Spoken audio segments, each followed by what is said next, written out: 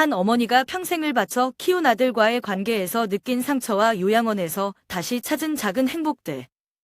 그녀의 이야기를 통해 희생의 가치와 스스로를 위한 삶의 중요성을 함께 느껴보세요. 안녕하세요. 저는 박지영, 올해 75살입니다. 지금 제가 앉아있는 이곳은 수원 외곽의 작은 요양원 반입니다. 작은 책상 하나, 침대 하나, 그리고 창밖으로 보이는 나무 몇 그루가 제 하루를 채우는 풍경입니다. 이 방은 조용하고 정돈되어 있지만 어쩐지 마음 한구석이 늘 고요합니다. 사람들이 종종 묻습니다. 왜 여기 계세요? 아드님이 그렇게 효자라던데요. 가족도 있으시고 모든 걸 가지신 분이인데요. 그럴 때마다 저는 애써 미소를 지으며 그냥 살다 보니 이렇게 됐어요. 라고 말합니다. 하지만 마음속에서는 수없이 많은 대답들이 떠오릅니다. 정말 왜 이렇게 됐을까? 어디서부터 잘못됐을까? 그런 생각이 꼬리를 물고 이어지면 머릿속이 혼란스러워지고 결국 저는 그저 한숨을 쉬고 말 뿐입니다. 모든 것이 무너진 순간이 언제였을까요?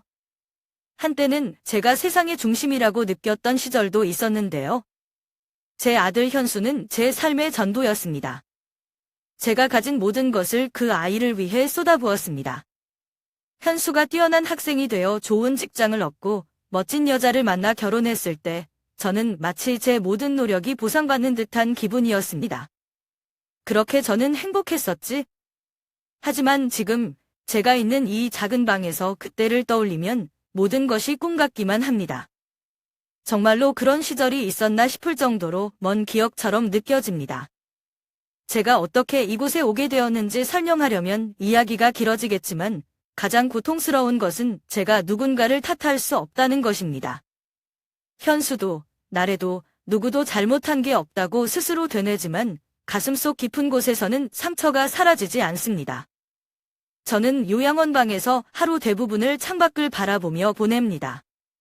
바람에 흔들리는 나뭇가지들, 바쁘게 지나가는 사람들, 그리고 저 멀리 들리는 아이들의 웃음소리. 이런 평범한 풍경 속에서도 제 마음은 한순간도 가만히 있지 않습니다.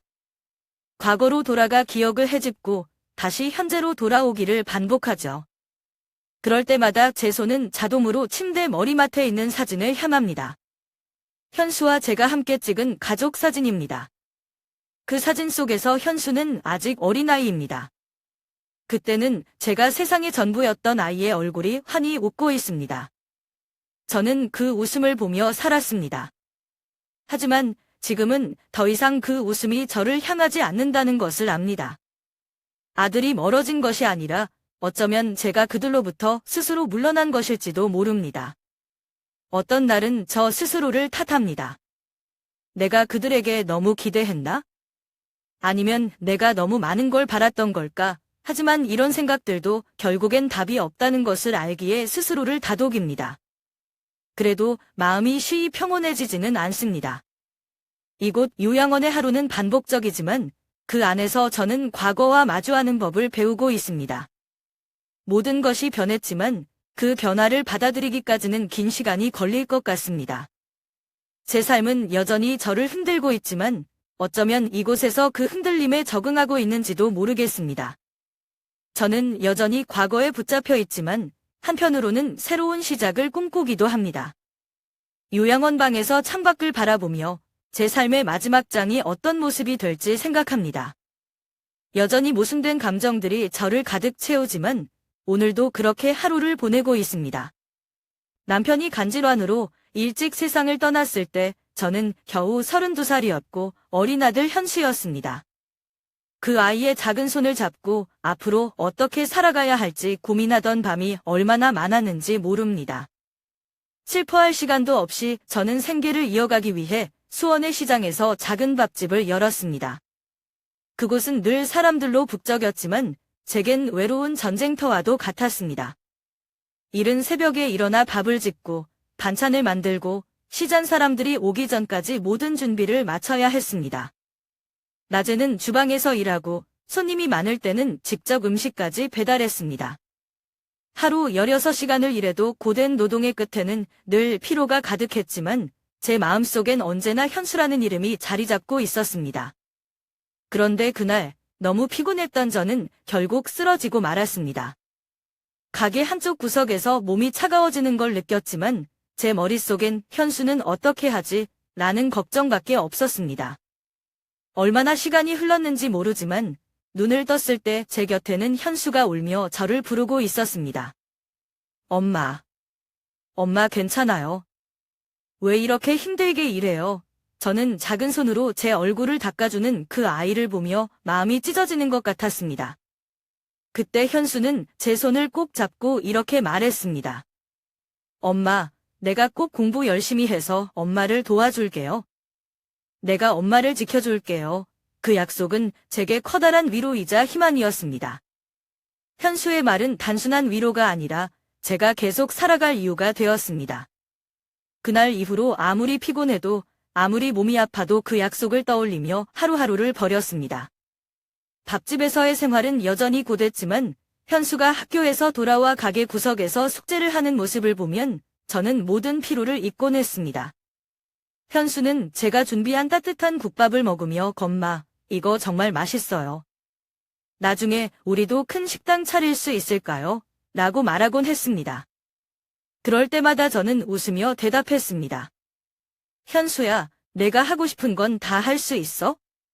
엄마가 다 해줄게. 하지만 시간이 지날수록 제 몸은 점점 더 지쳐갔습니다.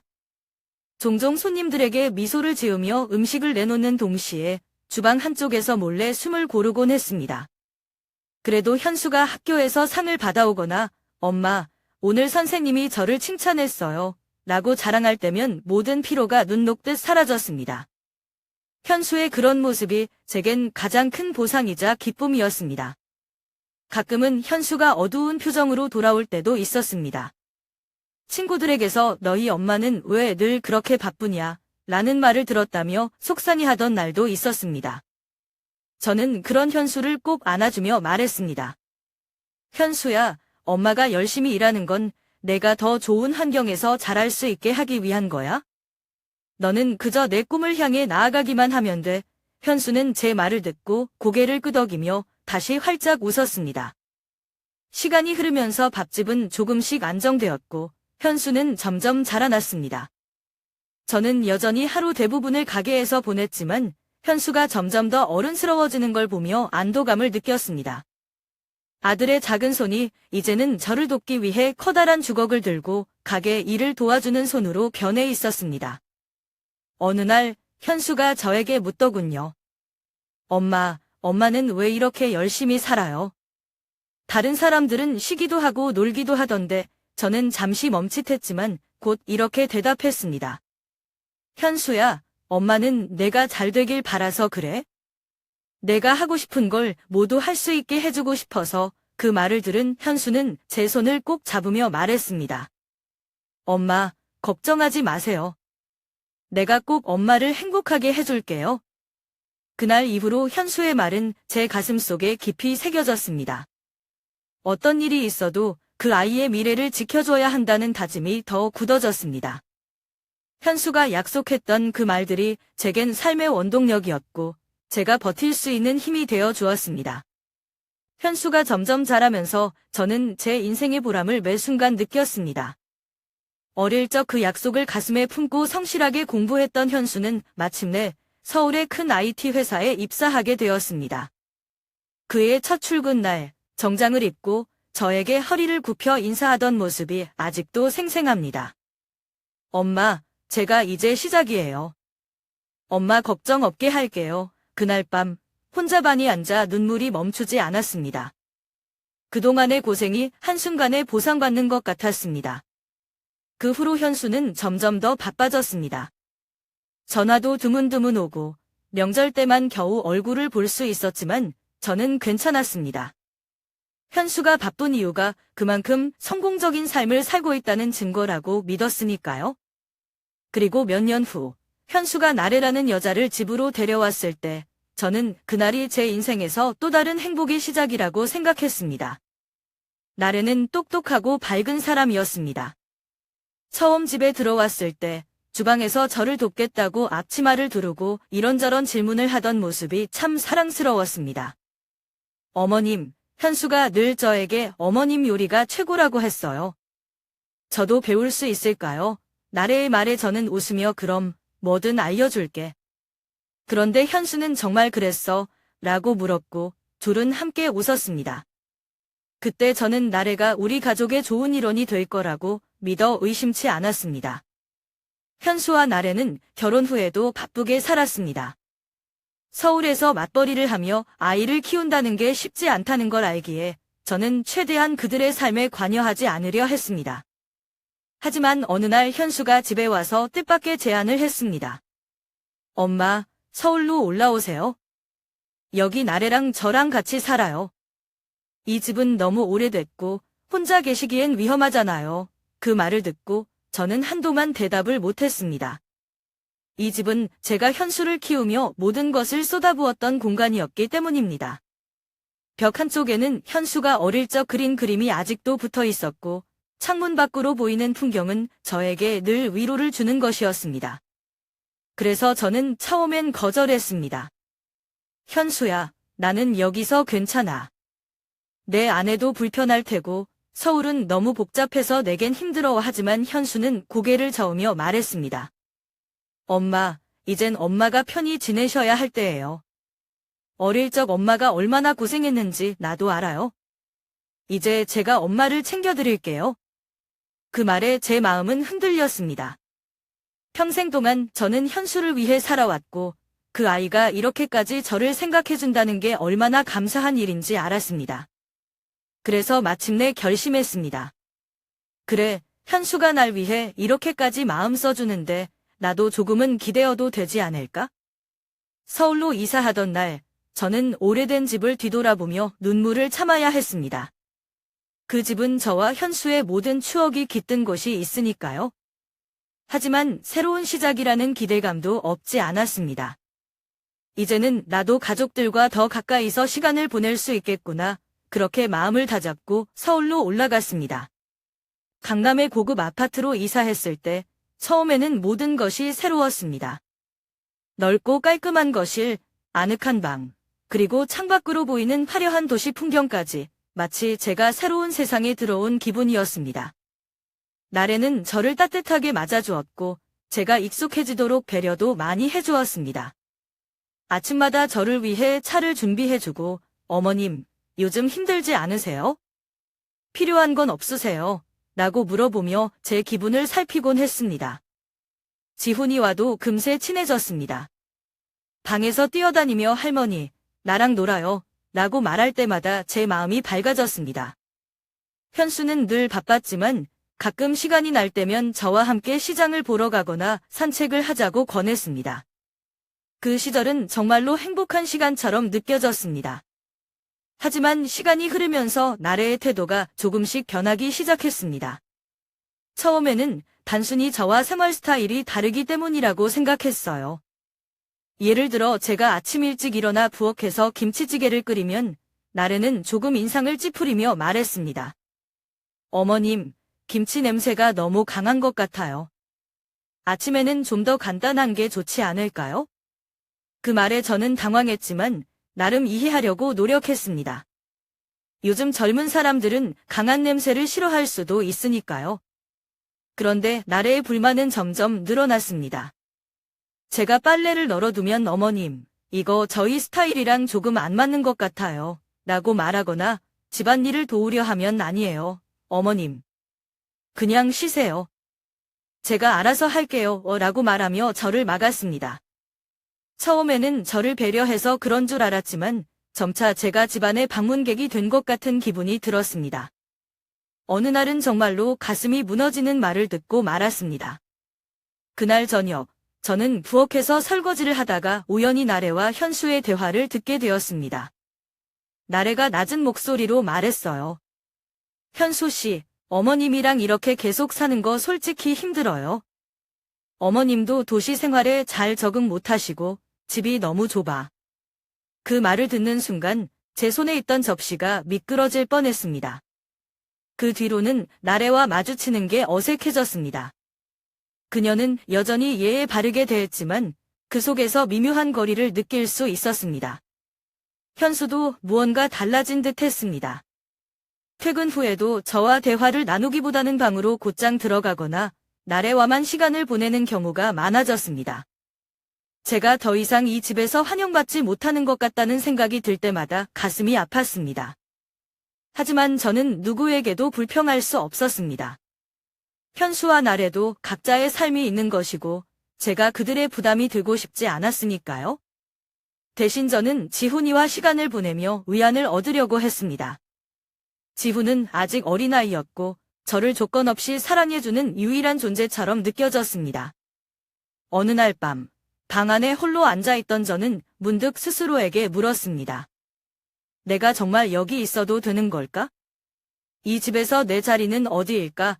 하지만 그 질문에 답을 찾을 수 없었습니다. 그저 창밖을 바라보며 한숨을 내쉴 뿐이었습니다.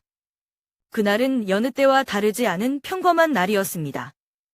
저는 거실을 정리하면서 작은 서랍장 위에 놓인 서류철을 발견했습니다. 처음에는 대수롭지 않게 넘기려 했지만 문득 호기심이 들어 열어보게 되었습니다. 서류를 펼친 순간 제 심장은 한순간에 얼어붙었습니다. 서류 안에는 요양원 계약서와 함께 현수와 나래가 저를 요양원으로 보내기로 계획한 세부 내용이 담겨 있었습니다. 더 충격적인 것은 그 아래 적혀있던 재정 계획이었습니다. 그들이 제가 집을 떠나면 절약할 수 있는 세금과 유지비 항목들이 적혀 있었습니다. 순간 손이 달렸습니다. 그동안 제가 의지하고 사랑했던 가족이 저를 이렇게 계산적으로 대하고 있었다는 사실이 믿기지 않았습니다. 서류를 들고 거실 한가운데에 서서 아무 말도 못하고 한참을 멍하니 있었습니다. 저녁이 되어 현수가 퇴근해 돌아왔을 때 저는 더 이상 참을 수 없었습니다. 현수야, 잠깐 이야기 좀 하자. 제 목소리는 떨렸지만 최대한 담담하게 말하려 애썼습니다. 현수는 제 얼굴을 보며 뭔가 눈치챈 듯했지만 아무 말 없이 소파에 앉았습니다. 저는 서류를 그에게 내밀며 물었습니다. 이게 뭐니? 엄마를 요양원에 보내고 집 이름에서 엄마를 빼려고 하는 거니? 현수는 순간 당황한 얼굴이었지만 이내 표정을 가다듬고 말했습니다. 엄마, 이건 오해예요. 엄마를 위해 준비한 거예요. 요양원은 엄마 건강에도 좋고 거기 계시면 더 편하실 거예요. 하지만 그의 말을 들으며 저는 그가 저를 설득하려 한다는 것을 느꼈습니다. 현수야, 엄마를 위해서라니. 정말로 엄마를 위한 거라면 왜 나에게 먼저 말하지 않았니? 왜 몰래 이런 계획을 세운 거니? 제 목소리는 점점 높아졌고 감정이 차오르는 걸 막을 수 없었습니다. 현수는 대답 대신 한숨을 쉬며 고개를 돌렸습니다. 그러다 마침내 입을 열었지만 그의 말은 제 마음을 더 아프게 했습니다. 엄마가 이해를 못하실 수도 있어요. 하지만 이건 우리 가족 모두를 위한 결정이에요. 엄마도 이제는 편히 쉬셔야 하고 저희도 지훈이 키우고 살려면 공간이 필요해요. 엄마를 모시고 싶지만 현실적으로 힘들어요. 그의 말이 끝나자 저는 그 자리에 얼어붙은 듯 했습니다. 제가 믿었던 현수의 모습이 아닐 뿐더러 저를 이렇게 쉽게 떠밀 수 있다는 사실이 너무나 충격적이었습니다. 현수야, 엄마는 내가 이런 생각을 하고 있을 줄은 정말 몰랐다. 엄마가 그동안 널 위해 어떤 삶을 살아왔는지 넌 정말 알고 있는 거니? 저는 눈물이 나지 않게 애써 목소리를 낮추며 말했습니다. 현수는 한동안 아무 대답도 하지 않았습니다. 그저 고개를 숙인 채 앉아 있을 뿐이었습니다. 그 모습을 보며 저는 더 이상 아무 말도 할 수 없었습니다. 이 상황 자체가 너무 비현실적으로 느껴졌고 내가 정말 이 집에서 설 자리가 없는 것인가 하는 생각이 머릿속을 가득 채웠습니다. 그날 저녁, 집 안은 유난히 조용했습니다. 현수와 나래는 거실에서 텔레비전을 보고 있었고 저는 방에서 지훈이와 함께 그림책을 읽고 있었습니다. 지훈이는 밝고 순수한 아이였습니다. 할머니, 이거 보세요. 여기 토끼가 엄마를 찾고 있어요. 라고 말하며 책을 펼치던 아이의 얼굴을 보며 잠시나마 마음이 편안해졌습니다. 그런데 저녁 식사가 끝난 후 나래가 저를 부르더니 앉아 이야기를 나누라고 했습니다. 그녀의 표정은 단호했지만 억지로 미소를 띠고 있었습니다. 어머님, 저희가 말씀드리고 싶은 게 있어요. 저는 순간 불안해졌지만 애써 평정심을 유지하려고 노력했습니다. 나래는 숨을 한 번 깊게 들이마신 후 조심스럽게 말을 꺼냈습니다.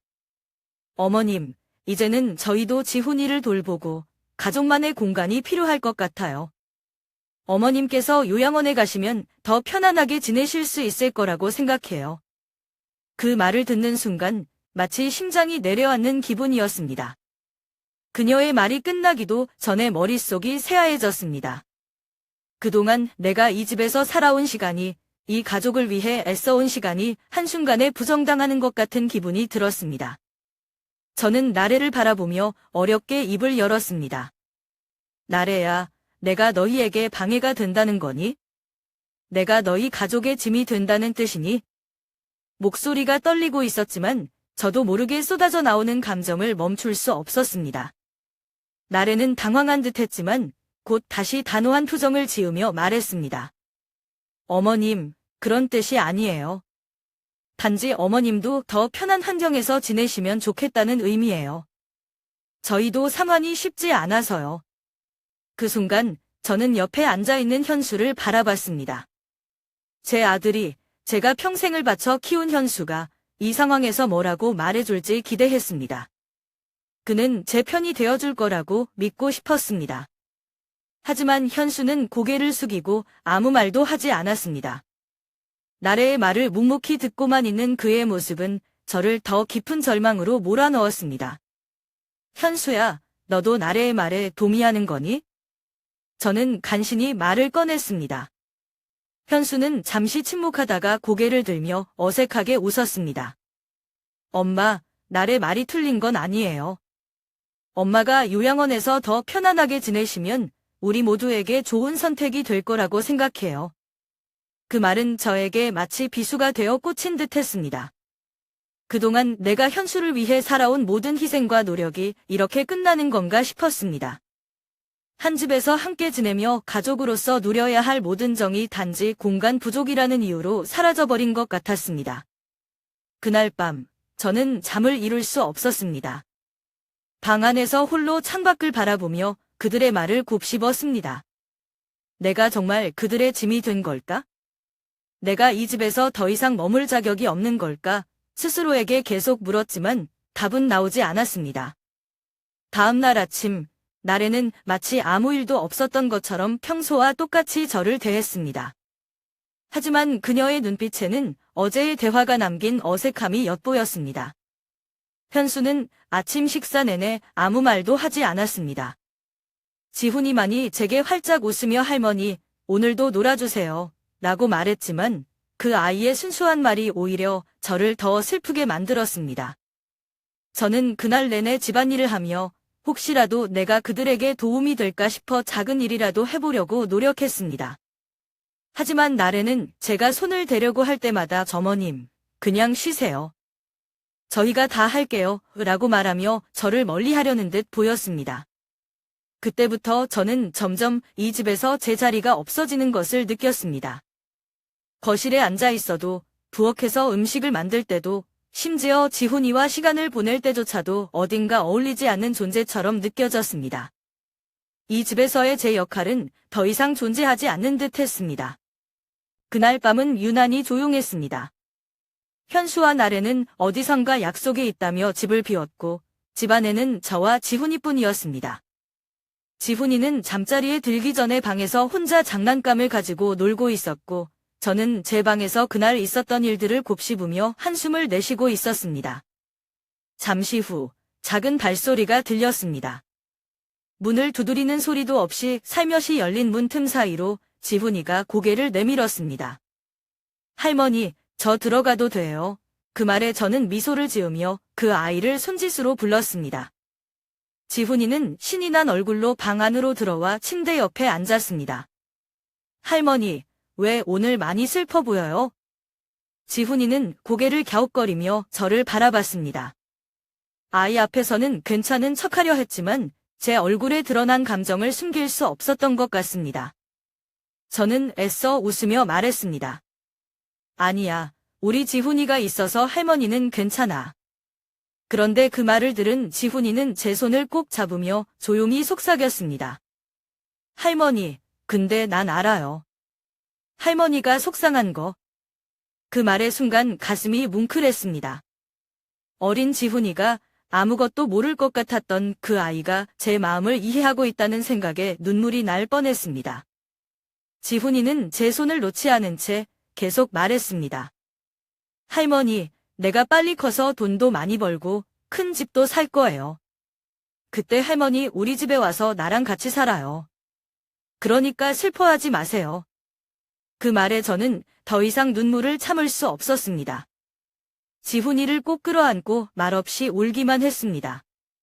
아이의 작은 손과 부드러운 목소리가 제게는 그 어떤 위로보다 더 따뜻하게 느껴졌습니다. 지훈아, 정말 고마워. 너는 할머니의 보물이야? 지훈이는 저를 꼭 안아주며 말했습니다. 할머니가 슬프면 나도 슬퍼요. 그러니까 절대 슬퍼하지 마세요. 약속해요. 저는 고개를 끄덕이며 그 아이의 말에 대답했습니다. 그래, 우리 지훈이, 할머니가 약속할게. 그날 밤, 지훈이가 잠든 후에도 저는 한참 동안 창밖을 바라보며 생각에 잠겼습니다.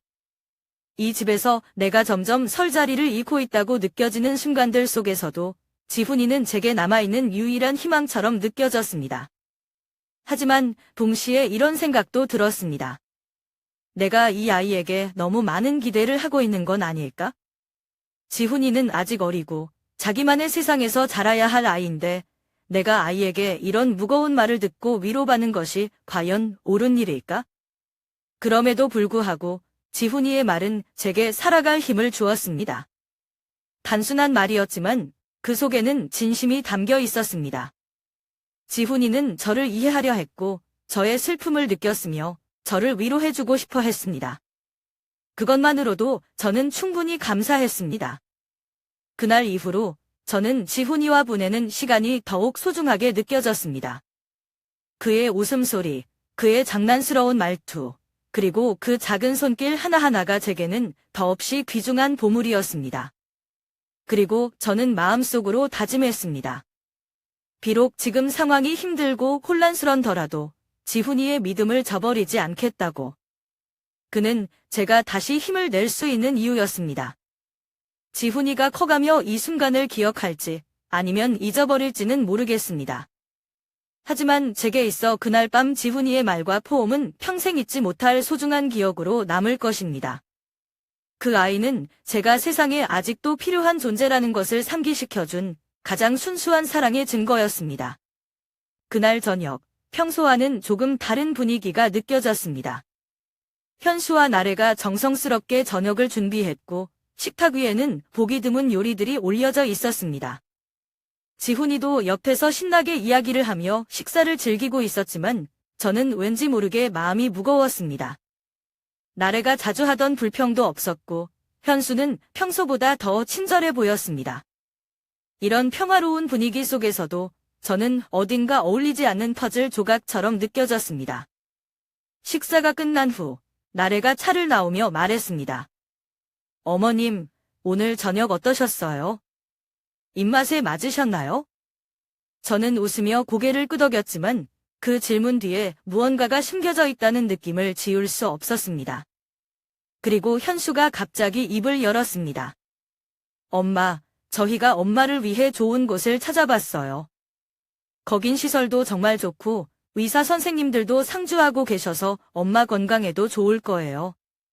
그 순간 모든 것이 멈춘 것 같았습니다. 그의 말이 무슨 뜻인지 금방 이해할 수 있었지만 저는 한동안 아무 말도 하지 못했습니다. 머릿속이 텅 빈 것처럼 느껴졌고 가슴 한편에서는 서서히 무언가 무너져 내리는 소리가 들리는 것 같았습니다. 현수야, 그게 무슨 말이니? 내가 이 집에서 지내는 게 그렇게 힘든 거니? 간신히 목소리를 내었지만 제 말에는 이미 떨림이 묻어나 있었습니다. 현수는 저를 똑바로 보지 못한 채 조용히 대답했습니다. 아니에요, 엄마. 그런 뜻이 아니에요. 엄마를 위해 더 좋은 환경을 만들어드리고 싶어서 그래요. 여기서 엄마가 불편해하시는 것 같아서요. 나래도 옆에서 덧붙였습니다. 어머님, 저희가 결정한 건 어머님을 위해서예요. 요양원에서는 어머님이 더 편안하게 지내실 수 있을 거예요. 저희도 어머님을 자주 찾아뵐 거고요. 그들의 말을 들으면서도 저는 한마디도 이해할 수 없었습니다. 그동안 이 집에서의 제 존재가 그들에게 이렇게까지 부담스러운 것이었을까요? 그들이 말하는 전말을 위한 결정시라는 말은 오히려 저를 더 깊은 절망으로 몰아넣었습니다. 그래, 너희가 이미 결정했구나. 저는 간신히 이 말을 내뱉고 자리를 일어섰습니다. 그 이상 아무 말도 하고 싶지 않았습니다. 그들의 얼굴을 보는 것도 힘들었습니다. 방으로 돌아와 문을 닫자마자 눈물이 쏟아졌습니다. 내가 그동안 살아온 모든 시간이, 모든 희생이 이렇게 끝나는 건가 싶었습니다. 일주일이 지나고 저는 요양원으로 가게 되었습니다. 떠나는 날 아침, 나래가 웃으며 말했습니다. 어머님, 짐은 다 챙기셨어요. 혹시 필요한 것 있으면 말씀하세요. 그녀의 말투는 친절했지만 그 속에서 어떤 감정도 느껴지지 않았습니다. 현수는 출근을 핑계로 배웅조차 하지 않았습니다. 지훈이만이 마지막 순간까지 저를 붙잡고 놓아주지 않으려 했습니다. 할머니, 꼭 다시 오셔야 해요. 그의 작은 목소리를 들으면서도 저는 아무 대답도 할 수 없었습니다. 요양원에서의 첫날들은 말 그대로 지옥 같았습니다. 집을 떠나 이곳에 온 순간부터 모든 것이 낯설고 차갑게만 느껴졌습니다. 방은 깨끗하고 직원들도 친절했지만 그것만으로는 제 마음의 상처를 치유할 수 없었습니다. 매일 아침 눈을 뜰 때마다 내가 왜 이곳에 와야 했는지에 대한 의문과 억울함이 밀려왔습니다. 처음 며칠 동안 저는 요양원의 다른 사람들과 거의 말도 섞지 않았습니다. 복도를 걸을 때면 다들 인사를 건넸지만 저는 고개만 끄덕일 뿐이었습니다. 혼자 방에 앉아 창밖을 바라보며 현수와 나래의 얼굴을 떠올렸습니다. 그리고 그들이 이곳에 나를 보낸 이유에 대해 끝없이 생각했습니다. 단순히 내가 불편해서였을까? 아니면 다른 이유가 있었을까? 그런 고민 속에서 한 주, 두 주가 흘렀습니다. 그러나 어느 날 지훈이에게서 전화가 왔습니다. 그 작은 목소리가 들리는 순간 제 마음속에 잠시 따뜻함이 스며들었습니다. 할머니. 저예요. 지훈이에요. 아이의 밝은 목소리에 저는 무심코 웃음을 지었지만 곧 그 다음 말이 제 가슴을 얼어붙게 만들었습니다. 할머니, 아빠랑 엄마가 집을 팔고 다른 나라로 가려고 해요. 근데 할머니는 왜 같이 안 가요? 그 말은 마치 비수처럼 제 가슴에 꽂혔습니다. 저는 순간 말을 잃고 수화기를 꼭 쥔 채 아무 대답도 할 수 없었습니다. 지훈이는 계속 무언가를 말하고 있었지만 제 귀에는 더 이상 들리지 않았습니다. 그제야 모든 것이 명확해졌습니다. 나를 요양원에 보낸 이유는 단지 나를 돌보기 어렵거나 공간이 부족해서가 아니었습니다. 그들은 이미 집을 정리하고 자신들의 새로운 삶을 시작할 계획을 세우고 있었던 것입니다. 그리고 그 계획에 나는 포함되지 않았습니다. 전화를 끊고 나서 저는 한참 동안 방 안에 앉아 있었습니다. 지훈이의 말이 머릿속에서 떠나지 않았습니다. 내가 평생을 바쳐 키운 아들이 나를 이렇게 간단히 제쳐두고 자신의 삶을 위해 모든 것을 정리하려 한다는 사실이 믿기지 않았습니다. 억울함과 분노가 동시에 밀려왔습니다. 저는 오랜 친구이자 변호사인 김 변호사에게 전화를 걸었습니다. 그는 항상 저를 가족처럼 대해주는 믿을 만한 친구였습니다. 저는 현수와 관련된 모든 이야기를 털어놓으며 도움을 요청했습니다. 현수가 내 이름으로 뭘 했는지 확인해줬으면 좋겠어. 나도 모르는 일이 너무 많은 것 같아. 며칠 뒤 김 변호사에게서 전화가 왔습니다. 그의 목소리는 무거웠고 그가 전한 소식은 제 예상보다 훨씬 충격적이었습니다. 지영 씨, 현수 씨가 당신 이름으로 대출을 받았더군요. 집을 담보로도 사용했어요. 당신이 서명한 기록이 있지만 혹시 이런 문서에 사인한 적 있나요? 그 말을 듣는 순간 머리가 하얘졌습니다. 저는 그동안 현수가 가져온 서류에 아무 의심 없이 사인했던 기억이 떠올랐습니다. 그때 그는 항상 이렇게 말했었죠. 엄마, 이건 집 문제 때문에 꼭 필요한 거예요. 사인만 해주시면 돼요. 복잡한 건 없어요. 저는 아무 생각 없이 믿고 서명했습니다. 하지만 그 서류가 저를 배신의 늪으로 빠뜨릴 줄은 몰랐습니다.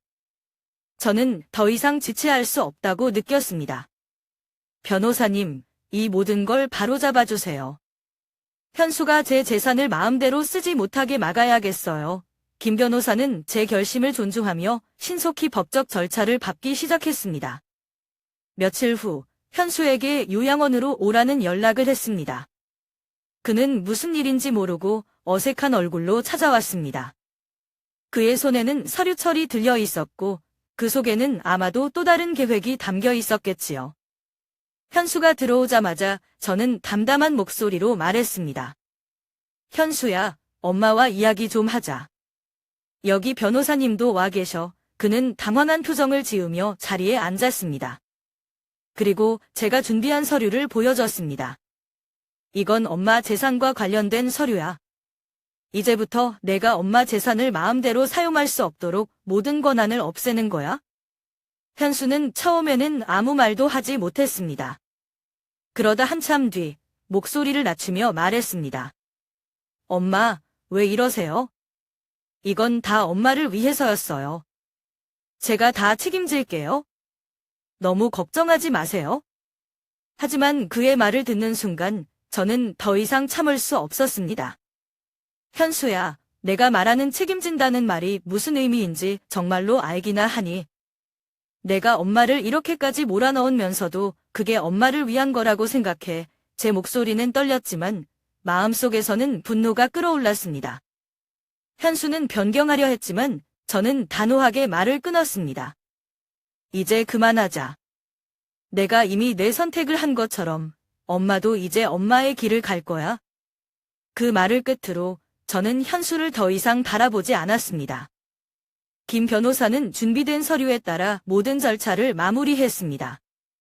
현수는 결국 고개를 숙인 채 떠났고 그 모습은 제게 또 한 번의 아픔을 남겼습니다. 요양원 생활에 익숙해지기까지는 꽤 많은 시간이 걸렸습니다. 처음엔 모든 것이 낯설고 어색하기만 했습니다. 하지만 어느 순간부터는 나 자신을 위한 삶을 살아야겠다는 생각이 마음속에서 커지기 시작했습니다. 그동안 너무 오랫동안 누군가를 위해 희생하며 살았다는 걸 깨달았기 때문입니다. 아침이 되면 요양원에서 제공하는 프로그램에 참여하기 시작했습니다. 처음에는 단순한 체조 수업부터 시작했어요. 함께 참여하는 다른 어르신들과의 대화는 어색했지만 시간이 지나면서 조금씩 익숙해졌습니다.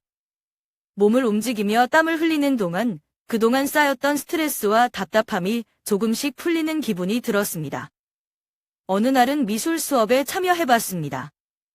젊었을 때는 한 번도 해보지 않았던 물감과 붓을 손에 들고 있자니 마치 어린아이로 돌아간 듯한 기분이 들었습니다.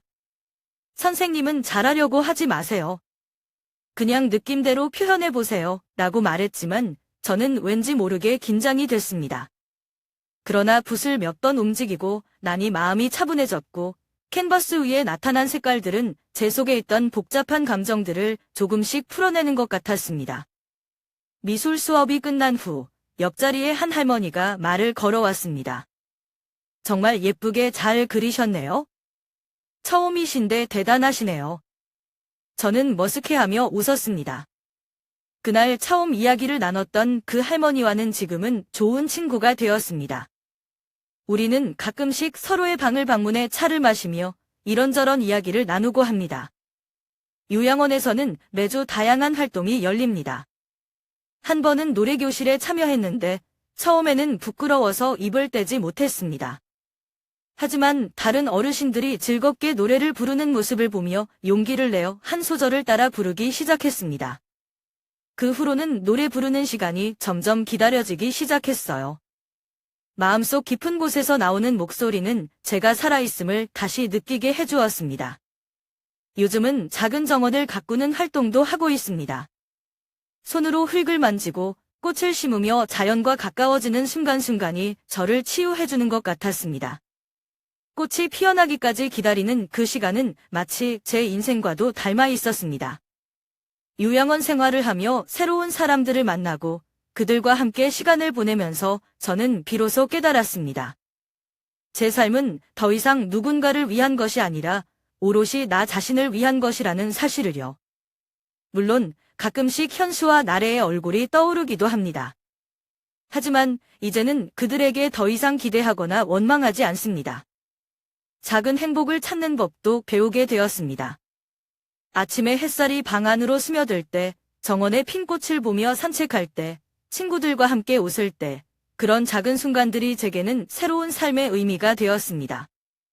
어느 날 밤, 창밖을 바라보며 생각했습니다. 나는 참 많은 것을 잃었지만 또 많은 것을 얻고 있구나. 혼자라는 사실이 더 이상 두렵지 않았습니다. 제 삶은 여전히 계속되고 있었고 저는 그것을 즐기고 싶었습니다. 이제는 더 이상 과거에 매달리지 않고 현재를 살아가기로 마음먹었습니다. 요양원에서의 일상은 단조로울 수도 있지만 그 속에서도 새로운 기쁨을 찾는 재미가 있습니다. 그리고 저는 그 속에서 다시 태어난 듯한 자유를 느끼고 있습니다.